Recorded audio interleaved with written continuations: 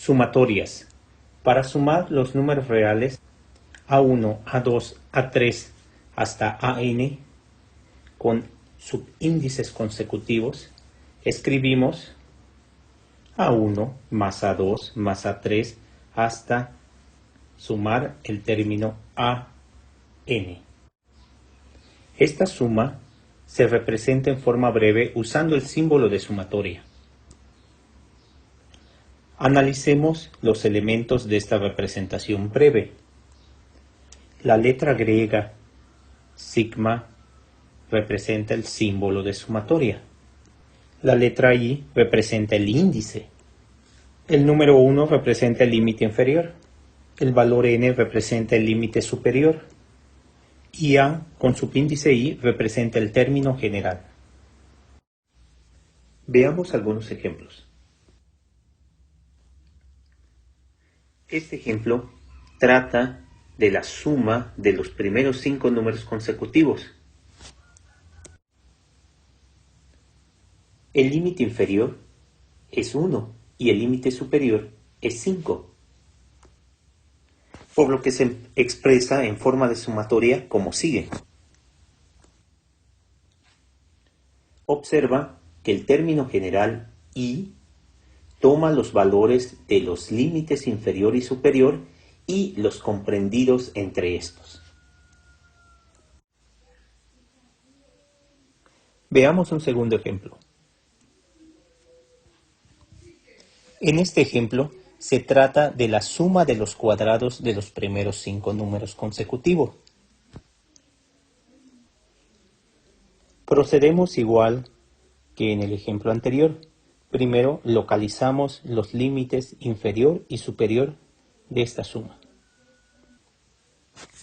Y escribimos esta suma en la notación de sumatoria.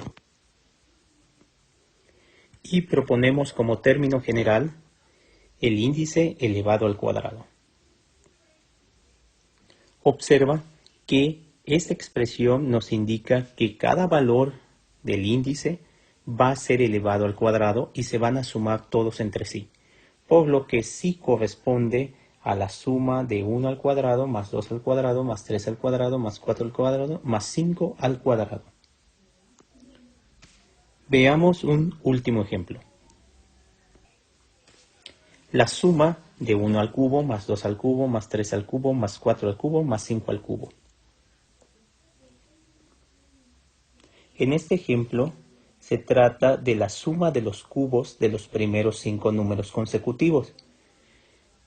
Para poder expresarlo en notación de sumatoria, vamos a encontrar el límite superior y el límite inferior. Y escribimos en forma de sumatoria. En este ejemplo, el término general es I al cubo. Hay que observar que el límite inferior puede ser distinto de 1, como a continuación mostramos.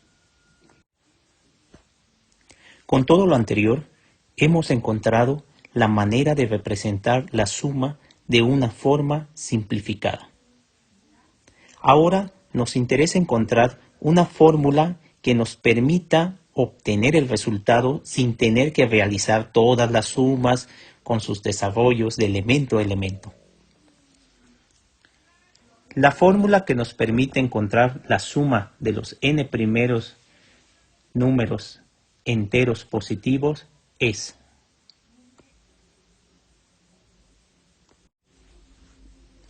n por n más 1 sobre 2. La fórmula para la suma de los cuadrados de los n primeros números enteros positivos es n por n más 1 por 2n más 1 sobre 6. La fórmula que nos permite encontrar la suma de los cubos de los n primeros números enteros positivos es... Vamos a aplicar las fórmulas a los ejemplos anteriores. Para el primer ejemplo, en notación de sumatoria se escribe y vamos a aplicar la fórmula de la suma de los n primeros enteros positivos. En este ejemplo tenemos que encontrar el valor de n, el cual es igual a 5. Por lo que al sustituir en la fórmula obtenemos lo cual es igual a 15. Para el segundo ejemplo, aplicamos la fórmula de la suma de los cuadrados de los n primeros enteros positivos. En este caso, el valor de n es 5. Por lo que al sustituir en dicha fórmula obtenemos 5 por 5 más 1 por 2 por 5 más 1, todo esto entre 6. Lo cual da como resultado 55. Para el tercer ejemplo de la suma de los cubos de los 5 primeros números consecutivos, aplicamos la tercera fórmula que vimos.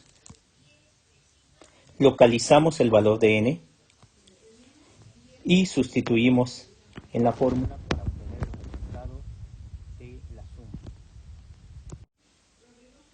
Y obtenemos que el resultado es 225.